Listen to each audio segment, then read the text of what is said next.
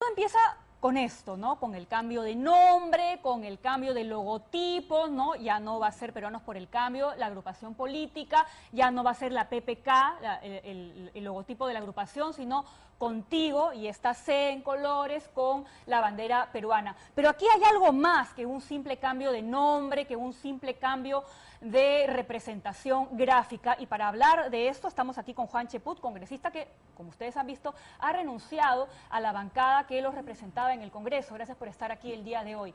¿Qué hay detrás de esto? Porque efectivamente, esto es más que un nombre, esto es más que un logo. ¿Qué hay detrás? Yo creo que hay un grupo de personas que quiere estar en una bancada sometida al gobierno, ¿no? Es decir, que no tenga poder de decisión, que no comparta la forma como se hacen las políticas públicas, que se conviertan en simples notarios de lo que pasa, y como consecuencia de esa suerte de sumisión, pues reciben algún tipo de apoyo para sus proyectos, cosas de ese tipo. Estamos hablando del tipo de relación que se establece con el gobierno. Así es, porque yo he hablado con parlamentarios de esa antibancada que me dicen, si me peleo con el gobierno, ya no me van a dar mis proyectos para mi zona, y yo estoy aspirando a ser gobernador regional, o mi hermano, etcétera, etcétera. Entonces, lo que hay no es un deseo institucionalista de ayudar al presidente de la República. Hay una relación de toma y daca que hace mucho daño a la política. Por el otro lado, existe un partido, Contigo, que señala que debemos tener una relación en la cual seamos una verdadera bancada oficialista, que participemos del proceso de toma de decisiones, que no seamos personas que simplemente recibimos órdenes para tramitarlas en el Pleno, es decir, una bancada con dignidad, porque fue la que llevó al presidente Vizcarra al poder. No olvidemos que al presidente Vizcarra, como dicen los mismos medios de comunicación, nadie lo conocía, hasta que surgió como ministro. Y su ámbito estaba absolutamente limitado a Moquegua. Entonces, cuando él asume ya la presidencia de la República, empieza a ser un gobierno aceptable, obviamente adquiere una notoriedad.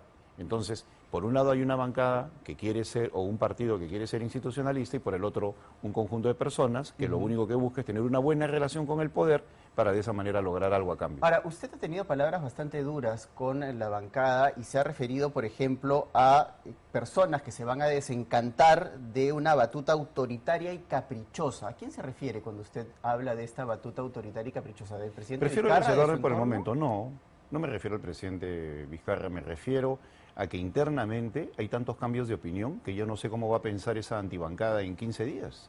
Pero el presidente Vizcarra ha dicho que él va a coordinar con aquellos 9 con los que se reunió en Palacio. Él es responsable de esta situación. Esa es otra cosa, Pamela.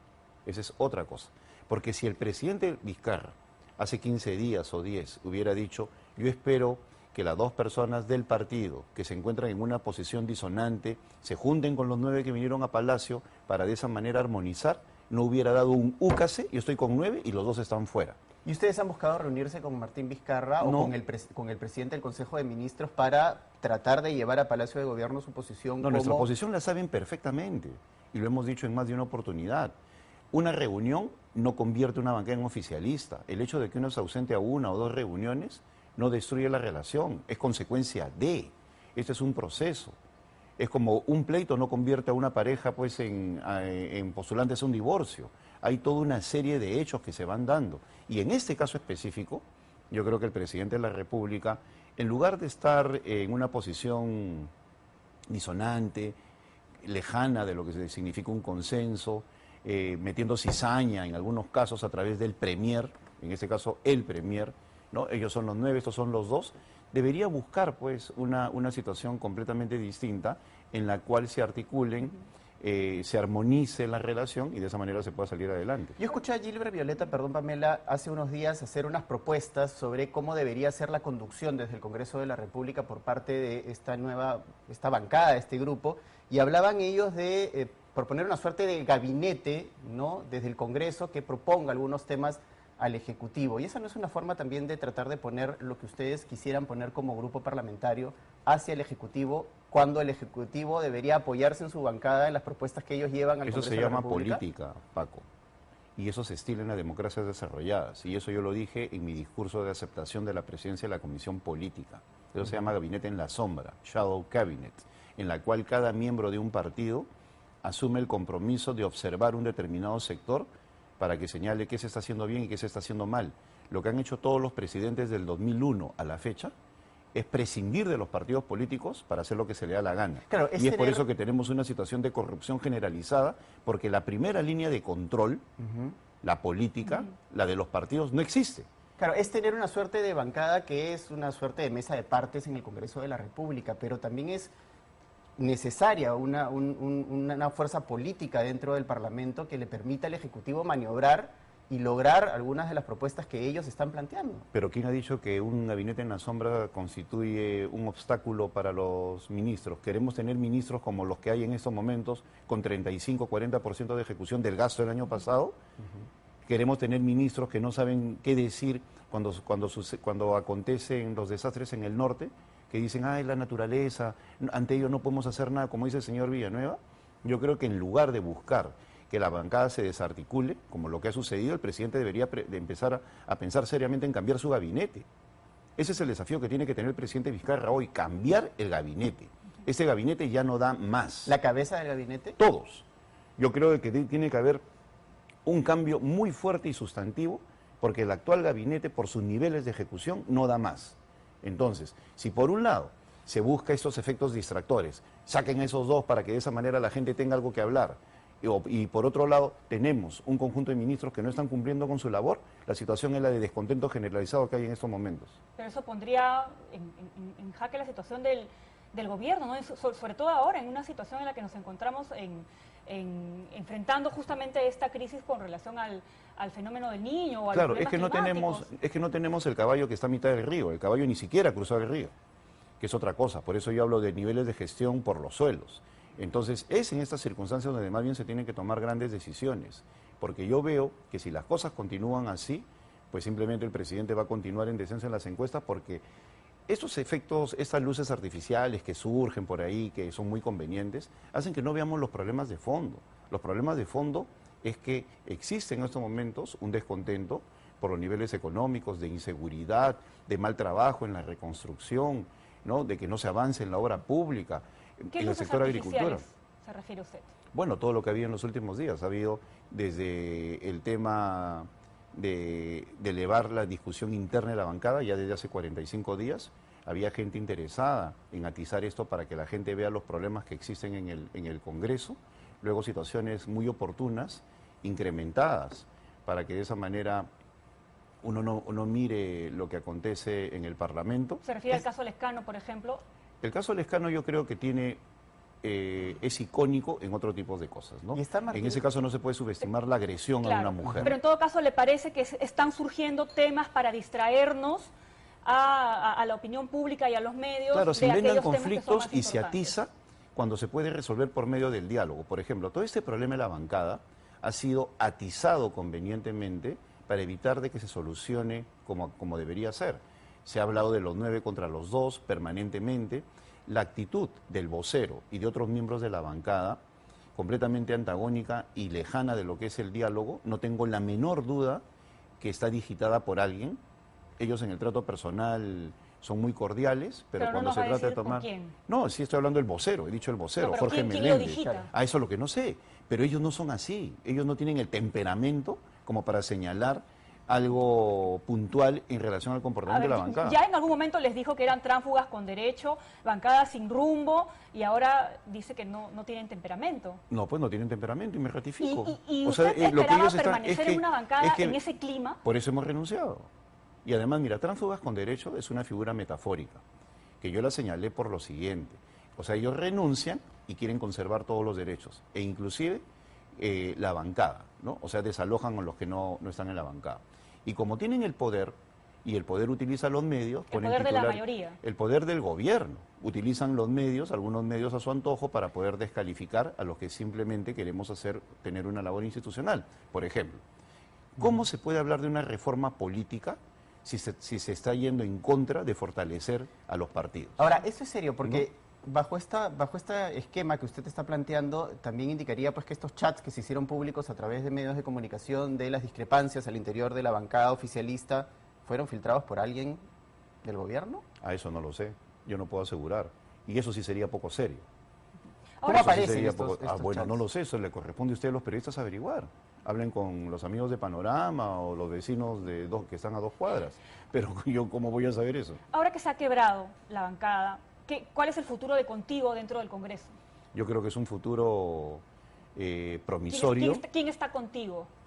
Contigo está Salvador Geresi, Gilbert Violeta, he conversado con Pedro Lechea, está Marita Herrera, con la cual también estamos en conversaciones, Jorge Castro, Julio Rosas y probablemente 3 personas más con las cuales tenemos también en estos momentos conversaciones. Puede llegar a ser una bancada de 9, pero lo fundamental es que hay coherencia ideológica, la misma forma de pensar. No somos 9 independientes que, como dice Ana María Choquehuanca, utilizaron a Peruanos por el Cambio como un vehículo, que es lo que ha dicho hace 20 minutos.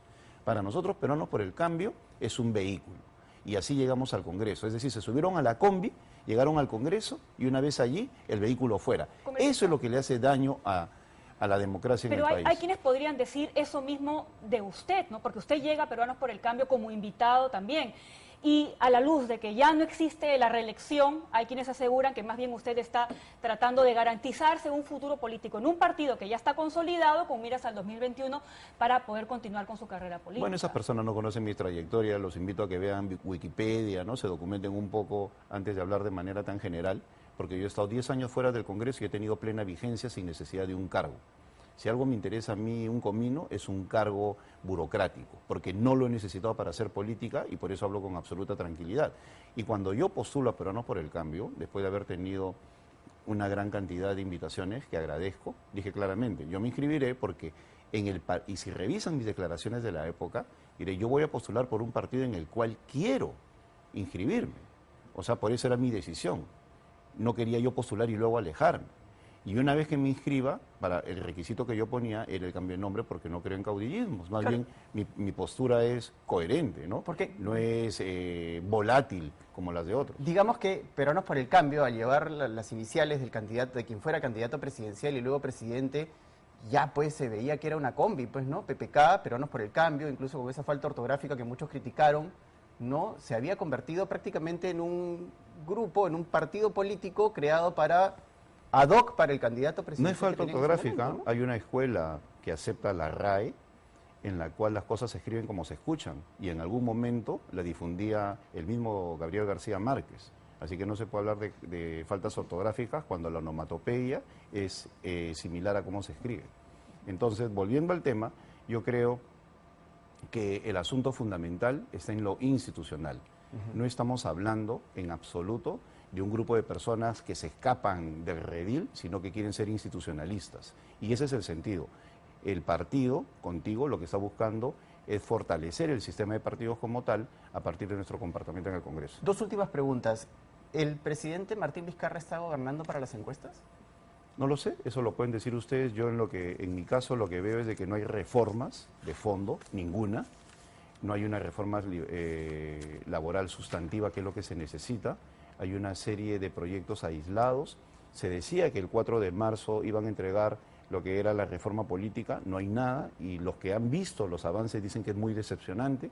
En todo caso, esperemos que esto se concrete, ¿no? Porque el Perú necesita una real reforma de partidos políticos. Y en todo caso, Contigo, de convertirse en bancada con estos 9 integrantes, ¿va a llevar esta propuesta del gabinete en las sombras a Palacio de Gobierno? ¿Va a intentar acercarse al Poder Ejecutivo de alguna manera? No, no necesitamos acercarnos. Acá el que tiene que tomar la iniciativa es el presidente de la República, porque él tiene que ser el gran, el líder que busque los consensos. Así él los convoca. Nosotros, la política se hace conversando. Yo no actúo así agresivamente como algunos de mis colegas que se ofenden ante la primera discrepancia. Yo soy tolerante. Ellos no aceptan la discrepancia porque no tienen formación política. Pues, o sea, uno discrepa con ellos y de inmediato, este me odia, ¿no? Hay que votar, ¿no? No es así, la política se hace conversando. Y en la política, cuando se define la política como tal, desde Platón, es para articular los pensamientos distintos. Aristóteles es clarísimo, ¿no? O sea, no estamos hablando de la política para que seamos un club de amigos. Estamos hablando de la política ¿para qué? Para articular a todos aquellos que piensan distinto y de esa manera darle importancia inclusive a las minorías. Una consulta adicional. Usted ha mencionado que hay coherencia ideológica en las personas con las que están conversando para poder conformar la bancada. ¿Estas personas también podrían inscribirse en el partido Contigo? A eso aspiramos. Por supuesto, nosotros en ese sentido estamos completamente abiertos y yo creo que hay coherencia en el ámbito económico, en el ámbito de ideas que pueden estar ligadas en parte al social cristianismo e ideas que tienen que ver con una forma moderna de hacer política, empezando por el nombre. Hay quienes de manera anacrónica, premoderna, dicen qué horrible el nombre, contigo, etcétera, etcétera. Lo han comparado con una cajita de golosinas. Así es, que piensen, que le pregunten a los jóvenes qué piensan de eso. Y en segundo lugar, ¿acaso no hay en Europa partidos que se llaman Caminando, Ciudadanos, Podemos, Vamos, Juntos, Vox, etcétera, etcétera? Ya las articulaciones, las siglas ya quedaron en la premodernidad. Pero acá hay opinólogos que como no leen el periódico más allá de la columna estándar que escriben, pues simplemente no se dan cuenta que el mundo va por otro lado, ¿no? Y luego dicen, las pintas, ¿cómo van a ser las pintas? Bolsonaro en Brasil no hizo ni una sola pinta, utilizó solamente redes sociales, pero los premodernos locales, que anidan en algunos medios de comunicación, dicen, ¿cómo van a hacer las pintas? En lugar de ir a lo ideológico, van a la forma, típica forma de hacer opinología en el país. Bien, muchísimas gracias por haber venido el día de hoy, Gracias. congresista. Vamos a estar pendientes de cuál va a ser el futuro de la nueva bancada contigo.